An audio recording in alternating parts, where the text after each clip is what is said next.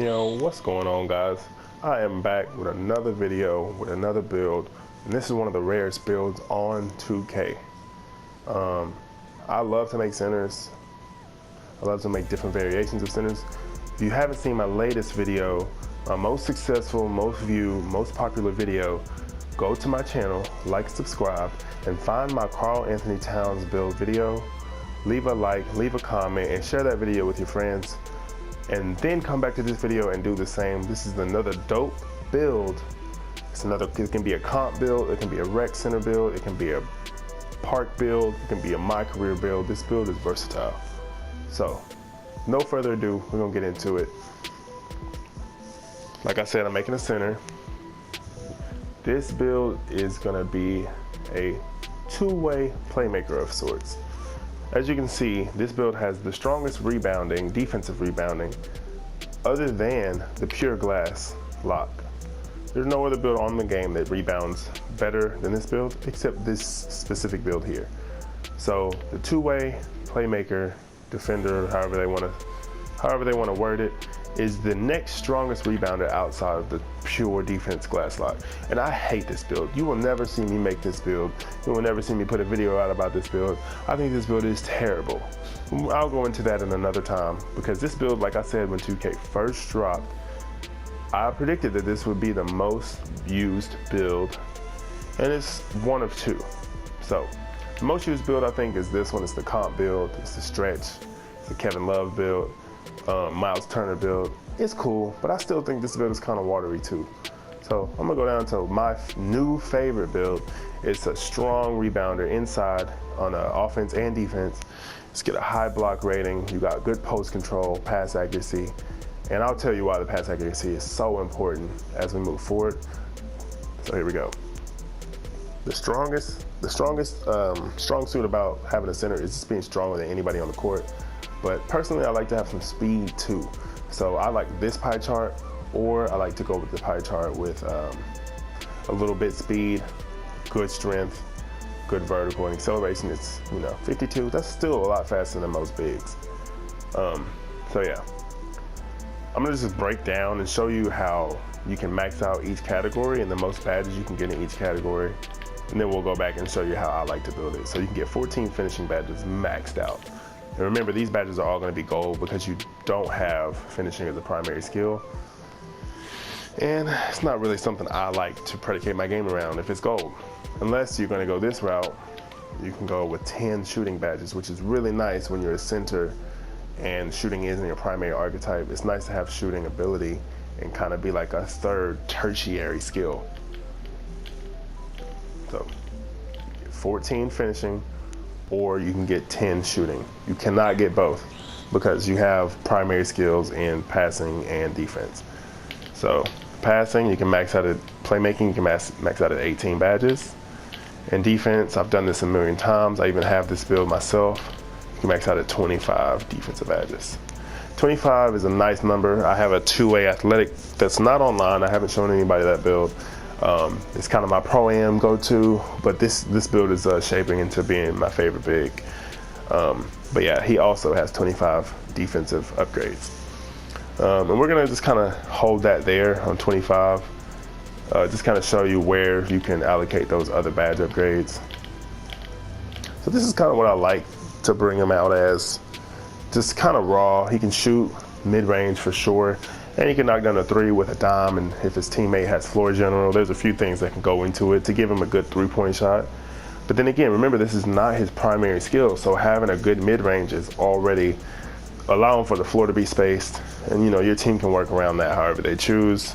You can put 21, you can have a 77 shot close, which actually, to me, I think that benefits your post hook indirectly. If you're close enough, you get a hook shot animation.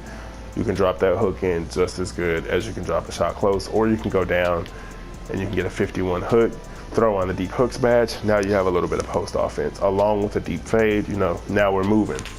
Then you can also take your free throw away, but that leaves you with 4 shooting badges. I would not recommend sacrificing shooting badges if you want this big to be able to shoot. If you don't care about the big being able to shoot, you can have a mid-range and a post fade, come up here, max out your standing dunk, You know, you can manipulate this however you want. But you see, you get one finishing and one shooting. So you really hurt in the badge upgrade department. But you could get contact finisher, put back boss, and in here you could have like green machine or quick draw. But you see, you'll be very limited, or the post fade badge. You'll be very limited in what you can do as a shooter. And one more variation on this is you can take down your perimeter defense and your steal. And I kind of like to hover at the minimum at 20 badges. So you kind of want to play with that the best you can here. So 20 badges. And then you get a little bit more leeway on your shooting. You come back up here and get even more leeway on your inside offense. Anyway, this build is very, very nice. I really like being able to play this build kind of in that Nikola Jokic role. 6'11" is key. I have made a bigger than this, and he's just so slow. These guards run around 100 miles an hour in the rec center. They run 110 miles an hour in the park. So you need to be able to at least get down and transition on offense, be able to grab a rebound and kick it out again, or grab a rebound and put it back up. You need to be able to keep up with the pace the best a big can be, but also not sacrifice too much height. So 6'11" is key. There's no ifs, ands, or buts about it. 7 foot is whatever. 6'11" is where you need to be. Don't even look at anything else. If you look at anything else, you're crazy. 6'11", and you want to try to make your strength 95, and you still see that you're stronger, and you got interior defense boost. You don't lose much acceleration. And you're 257. There's bigs that are 7'3", 290, and they have like 38 acceleration and 40 speed.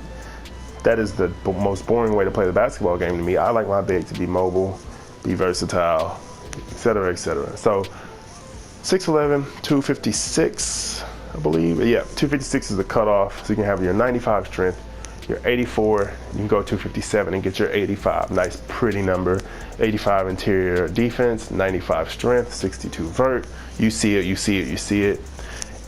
And also, your shot close and your standing dunk, they can be inverted. You can reverse those and have your standing dunk be higher than your shot close if you want to play the game that way. If you want to just get your layup putbacks, then you can do that also. But those are the fine details that each person can kind of navigate on their own. I'm just showing you how I would do it, and I have experience with this build, and he's pretty hard to stop. Centers can't guard perimeter. They don't have perimeter defense. You see my center doesn't have very good perimeter defense. But being able to pull the big man out of the paint, throw the lob over his head to the slasher back door, it's almost unstoppable because most guards don't have any defense.